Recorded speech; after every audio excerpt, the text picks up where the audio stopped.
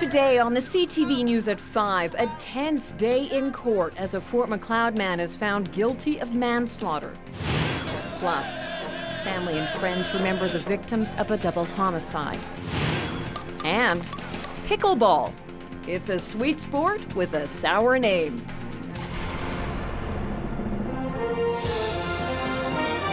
CTV News with Jackie Scantlebury.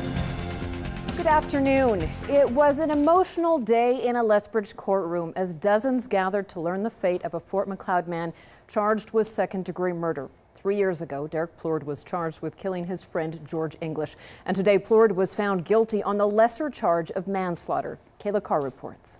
Justice! House, I'm getting you out. Family and friends of George English say they're angry and frustrated that the person responsible for his death was convicted of manslaughter, not second-degree murder. It's almost like a slap in the face. In September 2009, Derek Plourde and George English got into a fight at English's cabin west of Coleman. Plourde had driven to the cabin in the middle of the night and found his wife in bed with his friend. The two got into a fight and English died from a stab wound to his neck. Plourde claims he acted in self-defense, but Justice John Langston ruled that out, saying the accused didn't believe he could only save himself by seriously injuring or killing the deceased.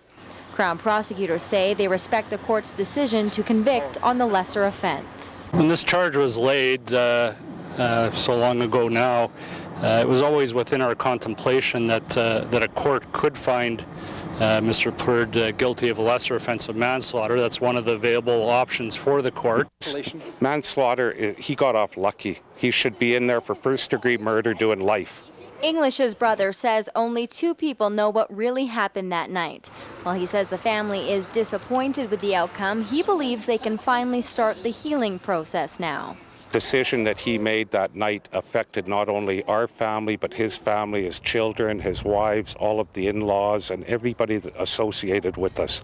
And it's just a total tragedy, you know, and we have to live with this the rest of our lives. Plourde's wife and daughter sobbed when they heard the judge's decision. His son says the last 3 years have been difficult for everyone. I'd just like to say that everybody in this situation is going through a tough time. It's not just one side feeling pain, it's both. And we send prayers out to everybody for both sides, and we hope everybody can get through this the best they can. Sentencing will take place on Wednesday, May 23rd. The Crown and defense have yet to put forth their arguments, but a manslaughter sentence can range anywhere from suspended sentence with probation to life in prison. Kayla Carr, CTV News, Lethbridge. Plourde's bail has been revoked. He'll remain in custody until sentencing next Wednesday. And it was an emotional day in Nanton as well, as hundreds of family and friends of Denny Laree filled into the Air Museum in Nanton. Denny's unexpected passing did not offer time for goodbyes. The pilot lost his life along with 4 others when 2 planes collided in midair in Saskatchewan last weekend. An estimated crowd of 2,500 attended the service. Laree was remembered as a fun-loving and energetic man who loved his family, friends, farming, and flying. Services for passengers Eric Donovan and his 11-year-old son Wade will be held tomorrow 2 o'clock at Linwood Ranch at Alderside. A couple from Regina, Joy and Eric Jackson, were in the second plane. And relatives of 2 men who were murdered in Lethbridge last weekend say the 2 should be remembered for who they were and not for the violent circumstances surrounding their deaths. More than 130 people gathered in a North Lethbridge park last night to remember and pray for Aaron Thacker and Marty Steele. Terry Vogt reports. For family members, friends, and co-workers, this vigil was a chance to say goodbye and send a message, to let the public know that part of the community has been devastated and shattered by the murders of 35-year-old Marty Steele and 30-year-old Aaron Thacker. We planned the candlelight vigil to help the boys go, release their souls, and let them go in peace and just deal with this whole tragic situation in a peaceful way. The vigil was held at Adams Park, at the spot where the men were found dead early Sunday morning. They were both stabbed to death during what police allege was a targeted drug-related attack. But family and friends say what happened had nothing to do with who the men were. You see Marty coming up the walk, he'll smile at you. He is loved, he's well liked.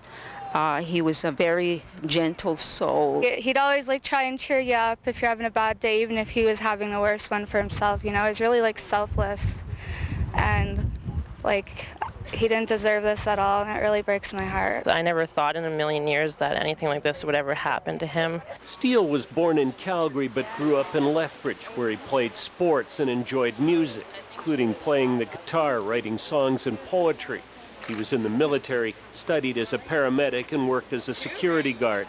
Thacker's co-workers left a banner with a simple message saying, "We'll miss you."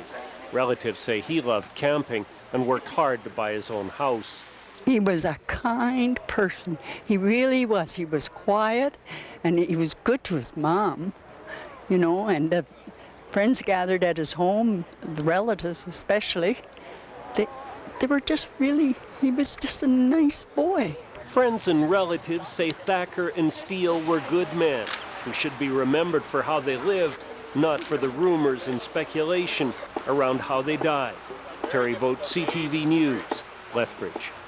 The funeral service for Aaron Thacker has been set for Friday, 2 p.m. at Christensen Salmon Generations Funeral Home in North Lethbridge, while services for Marty Steele are still being finalized.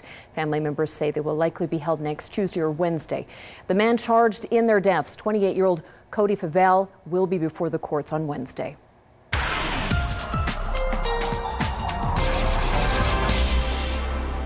Dory Rossiter is here, and the long weekend is almost here as well. It looks like we're going to see a bit more sun than we thought. Absolutely, Jackie. It looks like we're going to get the rain taken care of tonight and tomorrow, and then by the time we get into Saturday, a lot more stable air mass. Still a little cooler, but back to where we should be, right around average temperatures, which are 19 degrees at this time of the year. So all in all, looking pretty good. I'll have all the details. Thank you, Dory.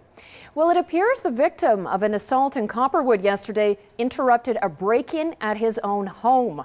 Police say the 34-year-old victim was beaten up after disturbing the break-in. He was taken to hospital by ambulance with non-life-threatening injuries. It happened at a home along the 100 block of Coalbanks Road West.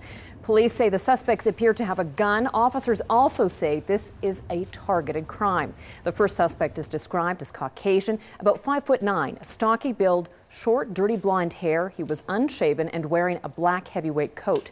The second is African American, around 6 feet tall, slim build, very short, curly black hair, and a slight accent. He was wearing a gray or black hoodie. If you have any information on the suspects, you're being urged to call police or Crime Stoppers.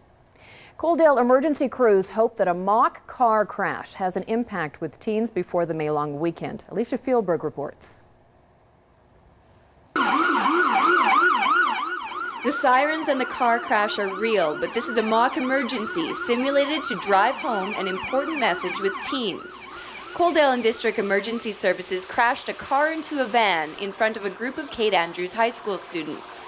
The crews wanted to highlight road safety before the long weekend. They're all pumped about going camping this weekend, and we know there's going to be alcohol involved. There's quads and motorcycles and vehicles. Emergency crews hope the images will help teens make responsible decisions before getting into a vehicle, whether they're driving or a passenger. Students say the demonstration reinforces the message that bad decisions can impact many people. Do not drink and drive, because risking more than just your life. Not only for myself, but watching out for others on the road is an issue too that I think we need to be reminded of. Statistics show 40% of teens who are killed in crashes have been drinking. Although teens are less likely to drink and drive, those who do are at a very high risk of collision. People don't realize that even having a few drinks can really significantly change your driving abilities. People get stupid when they drink, and they're 10 feet tall and bulletproof, and we try to show them they're not. The number of road fatalities in teens has decreased over the past 2 decades. Crews say getting the message across at an early age is important in preventing tragedies. In the past, I picked up a few kids from the school that died in car accidents while they were going to high school, and in the last little while that hasn't happened, so something's getting across. Alicia Fieldberg, CTV News, Coaldale. Still on the topic of the long weekend, campgrounds around the city are getting prepared for a busy weekend.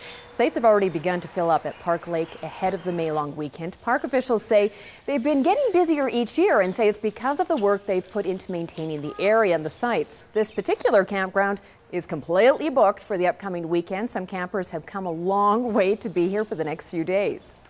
I'm from Vancouver Island, and we were down and spent the winter in Southern California, Arizona, Utah, up through Montana and Idaho, getting out of the BC rain. So now we're on our way home. Fire ban is in effect for Alberta. For full information, you can visit albertafirebans.ca. On the markets today, there was a little hope, an up arrow for the TSX. Here are the closing numbers.